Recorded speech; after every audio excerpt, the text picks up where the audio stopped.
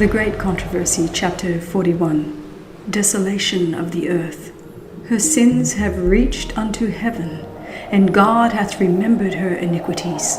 In the cup which she hath filled, fill to her double. How much she hath glorified herself and lived deliciously, so much torment and sorrow give her. For she saith in her heart, I sit a queen, and am no widow, and shall see no sorrow. Therefore shall her plagues come in one day, death and mourning and famine, and she shall be utterly burned with fire. For strong is the Lord God who judgeth her. And the kings of the earth, who hath committed fornication and lived deliciously with her, shall bewail her and lament for her, saying, Alas, alas, that great city Babylon, that mighty city! For in 1 hour is thy judgment come. The merchants of the earth that hath waxed rich through the abundance of her delicacies shall stand afar off for the fear of her torment, weeping and wailing and saying, Alas, alas, that great city, that was clothed in fine linen and purple and scarlet, and decked with gold and precious stones and pearls. For in 1 hour so great riches is come to naught. Such are the judgments that fall upon Babylon in the day of the visitation of God's wrath. She has filled up the measure of her iniquity. Her time has come. She is ripe for destruction.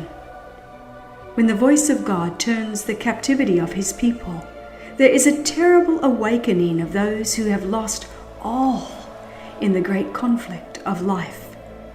While probation continued, they were blinded by Satan's deceptions, and they justified their course of sin. The rich prided themselves upon their superiority to those who were less favored, but they had obtained their riches by violation of the law of God. They had neglected to feed the hungry, to clothe the naked, to deal justly, and to love mercy. They had sought to exalt themselves and to obtain the homage of their fellow creatures. Now they are stripped of all that made them great and are left destitute and defenseless. They look with terror upon the destruction of the idols which they preferred before their Maker. They have sold their souls for earthly riches and enjoyments, and have not sought to become rich toward God. The result is their lives are a failure. Their pleasures are now turned to gall, their treasures to corruption. The gain of a lifetime is swept away in a moment. The rich bemoan the destruction of their grand houses, the scattering of their gold and silver, but their lamentations are silenced by the fear that they themselves are to perish with their idols. The wicked are filled with regret, not because of their sinful neglect of God and their fellow man, but because God has conquered. They lament that the result is what it is, but they do not repent of their wickedness. They would leave no means untried to conquer if they could. The world see the very class whom they have mocked and derided and desired to exterminate pass unharmed through pestilence, tempest, and earthquake. He who is to the transgressors of his law a devouring fire is to his people a safe pavilion. The minister who has sacrificed truth to gain the favor of men now discerns the character and influence of his teachings. It is apparent that the omniscient eye was following him as he stood in the desk, as he walked the streets, as he mingled with men in the various scenes of life. Every emotion of the soul, every line written, every word uttered, every act that led men to rest in a refuge of falsehood has been scattering seed. And now, in the wretched, lost souls around him, he beholds the harvest. Saith the Lord, They hath healed the hurt of the daughter of my people slightly, saying, Peace, peace, when there is no peace. With lies ye have made the heart of the righteous sad, whom I have not made sad, and strengthened the hands of the wicked, that he should not return from his wicked way, by promising him life. Woe be unto the pastors that destroy and scatter the sheep of my pasture. Behold, I will visit upon you the evil of your doings. Howl, ye shepherds, and cry, and wallow yourselves in the ashes, ye principal of the flock. For your days for slumber and your dispersions are accomplished. And the shepherds shall have no way to flee, nor the principal of the flock to escape. Ministers and people see that they have not sustained the right relation to God. They see that they have rebelled against the author of all just and righteous law. The setting aside of the divine precepts gave rise to thousands of springs of evil, discord, hatred, iniquity, until the earth became one vast field of strife, one sink of corruption. This is the view that now appears to those who rejected truth and chose to cherish error. No language can express the longing which the disobedient and disloyal feel for that which they have lost forever, eternal life. Men whom the world has worshipped for their talents and eloquence now see these things in their true light. They realize what they have forfeited by transgression, and they fall at the feet of those whose fidelity they have despised and derided, and confess that God has loved them. The people see that they have been deluded. They accuse one another of having led them to destruction. But all unite in heaping their bitterest condemnation upon the ministers. Unfaithful pastors have prophesied smooth things. They have led their hearers to make void the law of God and to persecute those who would keep it holy.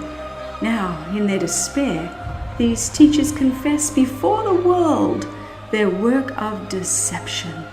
The multitudes are filled with fury. We are lost, they cry, and you are the cause of our ruin. And they turn upon the false shepherds. The very ones that once admired them most will pronounce the most dreadful curses upon them. The very hands that once crowned them with laurels will be raised for their destruction. The swords which were to slay God's people are now employed to destroy their enemies. Everywhere there is strife and bloodshed. A noise shall come even to the ends of the earth. For the Lord hath a controversy with the nations. He will plead with all flesh. He will give them that are wicked to the sword.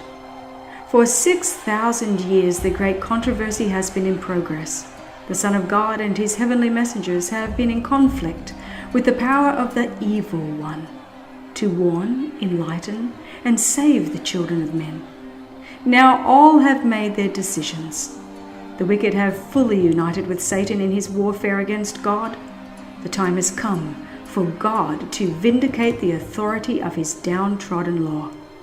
Now the controversy is not alone with Satan, but with men. The Lord hath a controversy with the nations. He will give them that are wicked to the sword. The mark of deliverance has been set upon those that sigh and that cry for all the abominations that be done.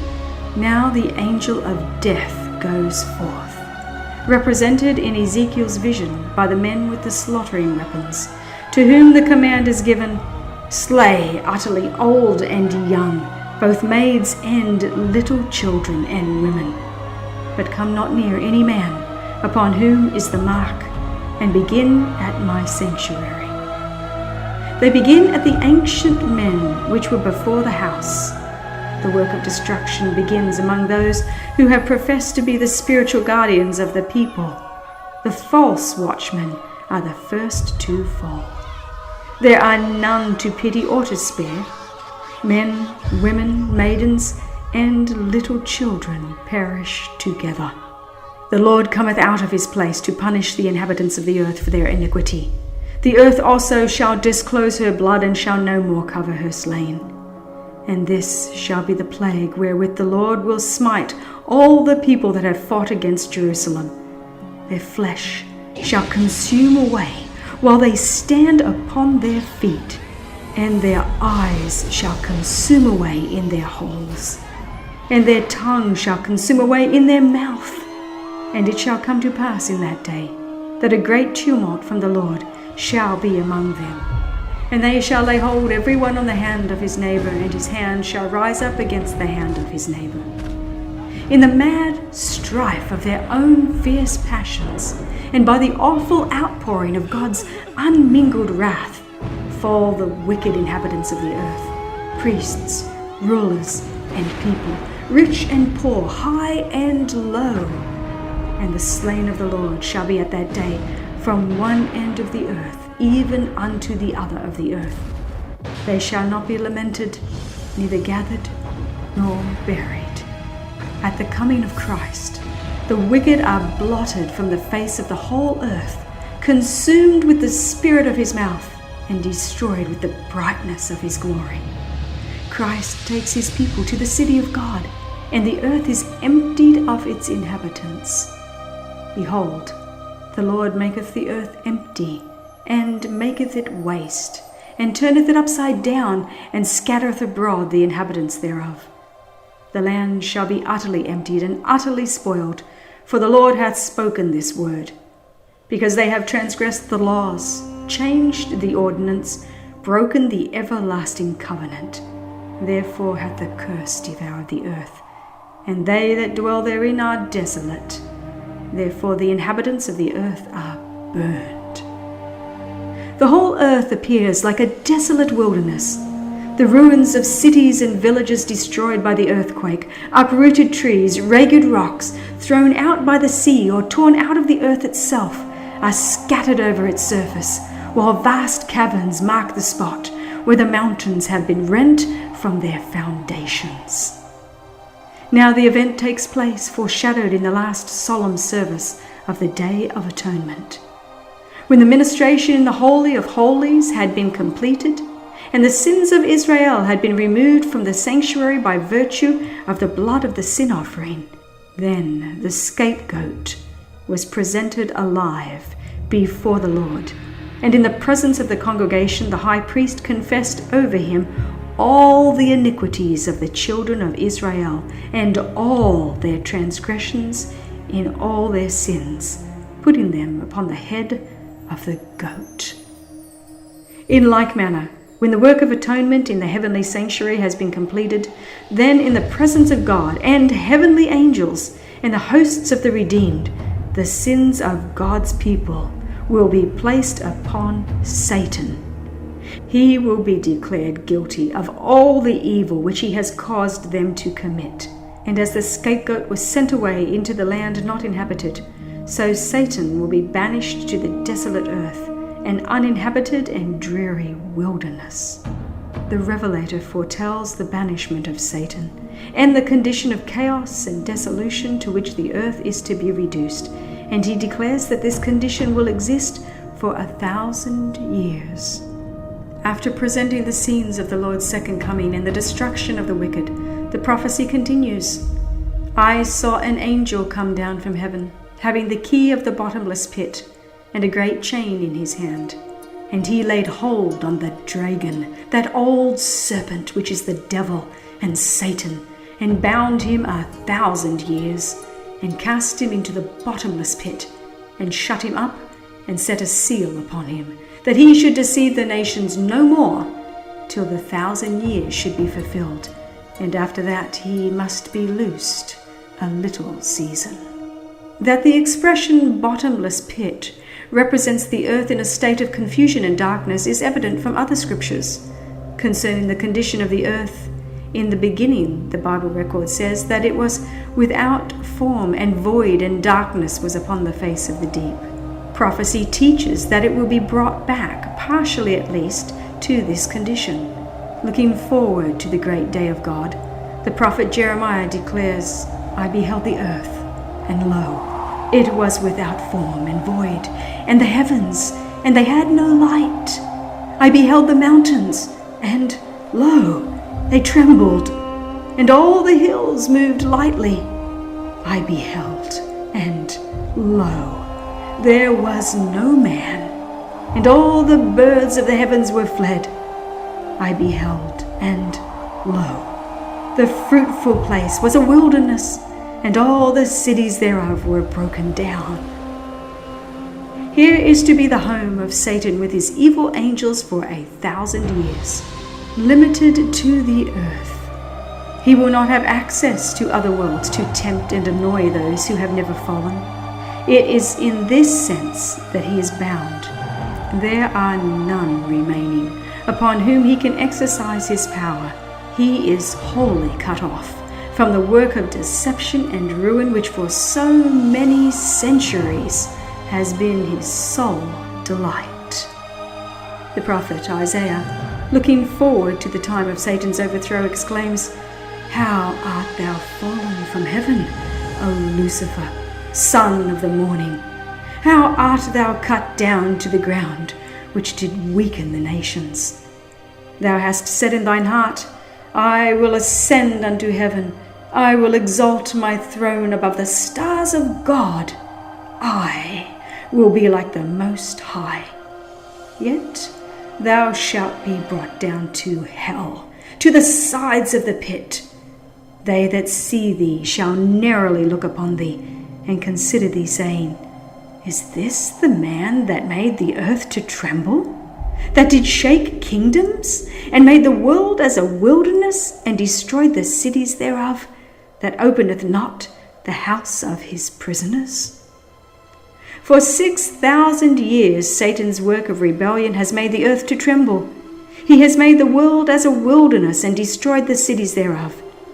For 6,000 years his prison house has received God's people, and he would have held them captive forever.